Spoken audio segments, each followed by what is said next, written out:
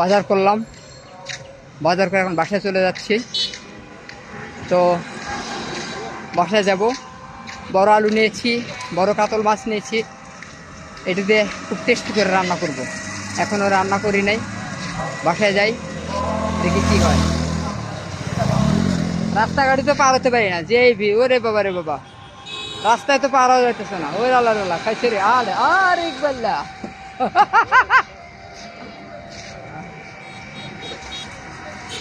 আল্লাহ রে, এই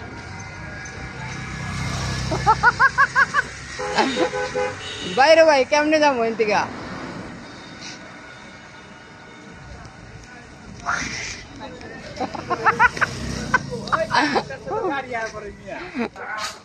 রাস্তাঘাট পার হওয়া যায় না, পার হতে গেলে মানে দমড়াম যাইব কা।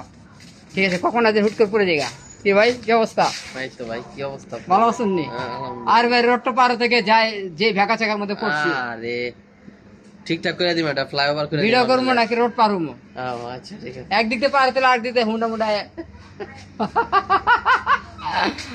দোয়া করেন ভাইয়া। ওকে, এখন বাসায় চলে যাবো। বাসায় গিয়ে এখন ফ্রেশ হবো, গোসল করবো, তারপর নামাজ আছে, নামাজ পড়তে হবে। যত কিছু করি না কেন নামাজটা অবশ্যই পড়তে হবে, কারণ নামাজ ছাড়া কোনো উপায় নেই। ঠিক আছে, তো চলে যাচ্ছি বাসায়। আর মাছ তো নিলাম। সংসারে কাজ করতে করতে জীবনটা শেষ, তামা তামা হয়ে গেল জীবন। Very sad, ইউড very sad. ঠিক আছে, জীবন খুবই বিষণ্ণতা, কষ্টের একটা জীবন। এগুলিকে আর ভালো লাগে? ভালো লাগে না। সবাই কয় আমারে আমি বিয়ে করি না কেন, বিয়ে করি না কেন, বিয়ে করি না কেন। আর ভাই বিয়ে শাদী করে কি খাবো? সবাই বলতেছে আমি বুড়ো হয়ে যেতেছে, আমার বয়স হয়ে যেতেছে, বিয়ে করি না কেন। বিয়ে কি খালি করলেই করে ভাই? বিয়ে করতে গেলে তো ইনকাম থাকতে হইব, বউয়ের আবদার মানতে হইব, বউয়ের লিপস্টিক, চুড়ি, লাল ফিতা, ভালো ভালো খাবার, বউ কিনে মেলায় নিয়ে গিয়ে ঘোরা, মানে কত কিছু। মানে শুধু বিয়ে করলে তার চলে না, তাই না?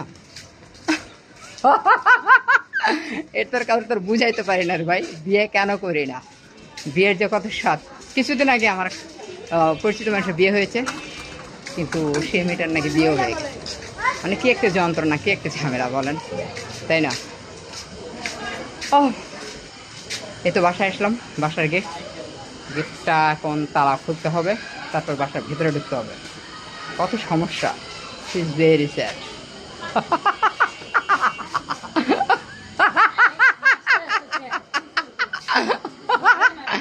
ওকে ঠিক আছে, রাখছি, বাই।